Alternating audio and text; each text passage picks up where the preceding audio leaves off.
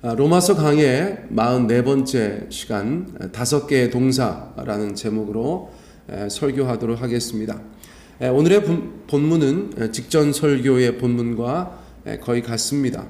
먼저 지난 설교에서는 28절의 말씀을 강조했었죠. 28절 우리가 알거니와 하나님을 사랑하는 자 곧 그의 뜻대로 부르심을 입은 자들에게는 모든 것이 합력하여 선을 이루느니라. 특히 하나님을 사랑하는 자의 의미와 그의 뜻대로 부르심을 입은 자들, 그들이 누구인지 살펴보았어요. 그리고 모든 것이 합력하여 선을 이룬다는 말씀에서 하나님께서 합력하여 이루시기를 원하는 선, 그것이 무엇인지를 강조하였습니다.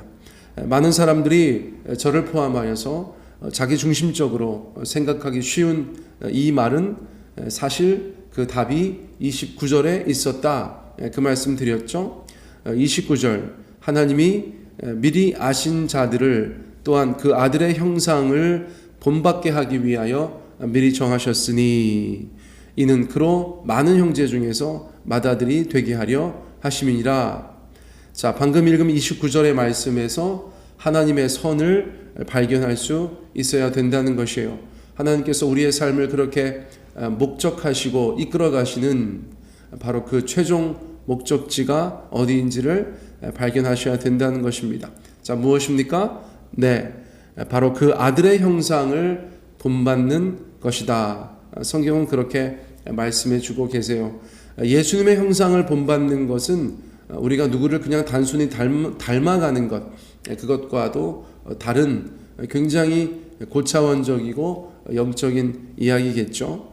그러므로 이 말씀은 세상 모든 것이 합력하여 내 뜻을 이루게 하신다는 말이 아니고 하나님께서 세상 모든 일을 통하여서 성도로 하여금 하나님의 백성으로 하여금 예수 그리스도의 형상을 본받게 하려 하신다. 그런 의미로 저희가 이해하고 있어야겠습니다. 자, 그렇다면 그 과정은 어떻게 이루어 가실까요? 어떻게 한 사람 한 사람의 신자들을 그리스도의 형상대로 빚어 가실까요?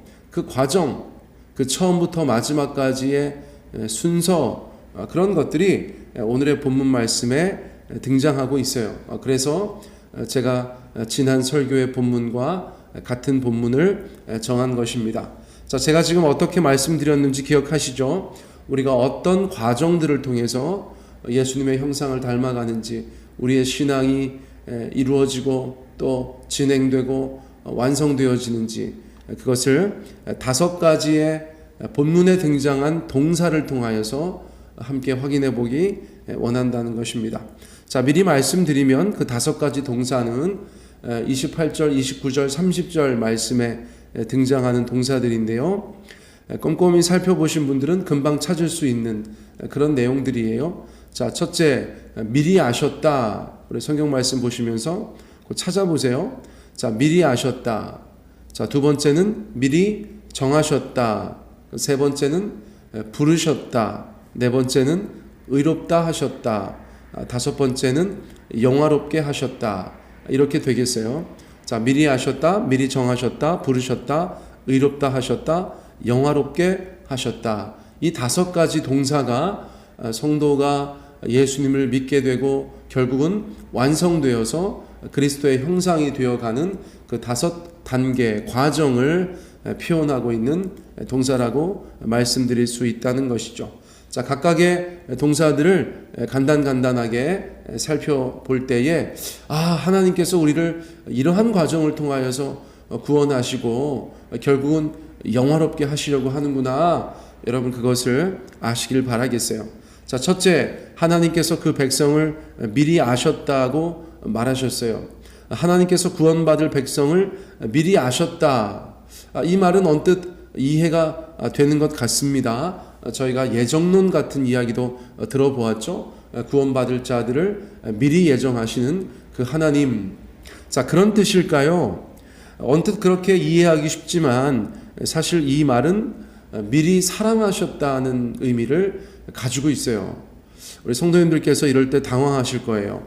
한국말에는 미리 아셨다 이렇게 써 있는데 목사가 미리 사랑하셨다는 말입니다. 이렇게 말씀드리면 쉽게 이해가 가지 않으시겠지만 그런 의미가 분명히 있습니다.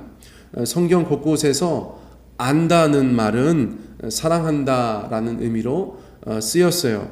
자, 그렇다면 이 말씀은 참으로 놀라운 말씀이라고 저희가 생각할 수가 있습니다. 하나님께서 구원받을 백성들을 미리 사랑하셨다는 말이 되기 때문이에요.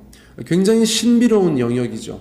하나님께서는 저와 여러분을 태초부터 사랑하셨습니다. 미리 아셨습니다. 저로서는 이 신비로운 사랑을 충분히 설명드릴 수 없지만 하나님의 말씀이 그렇게 이야기하고 계세요.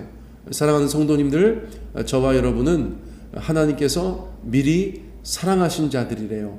할렐루야, 아멘.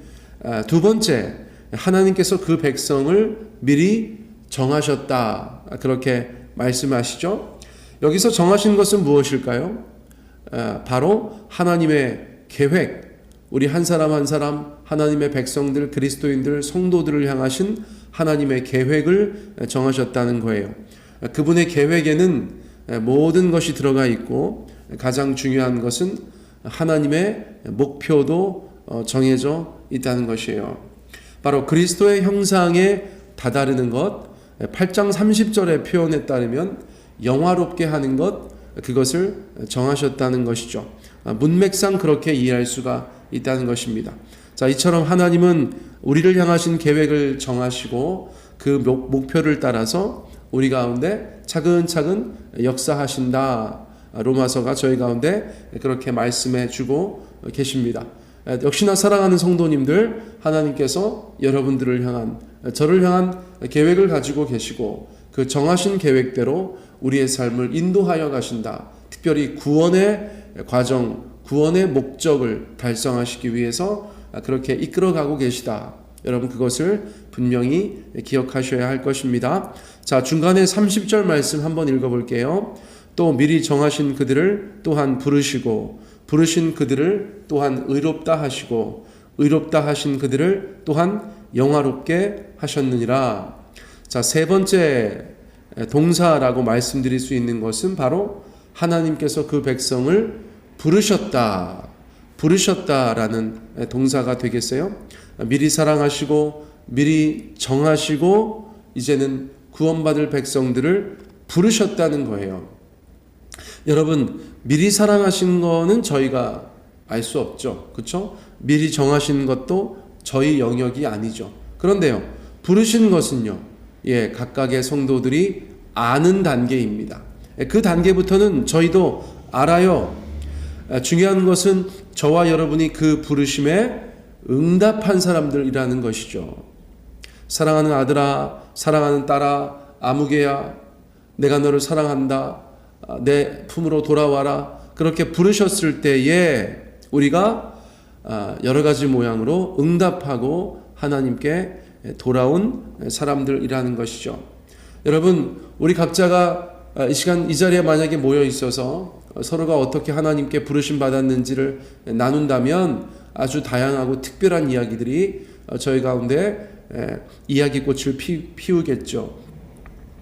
아시는 것처럼 어제까지 제 친구, 저희 교회 하루 교인 장례 절차를 잘 마쳤습니다. 기도해 주시고 관심 가져주신 분들께 감사의 말씀을 드려요. 주일, 월요일, 화요일 그렇게 계속해서 그곳에 있었더니 좀 피곤합니다. 제가 오늘 조금 목소리도 가라앉고 그런 것에 대해서 혹시나 좀 궁금해 하실까봐 말씀을 드려요.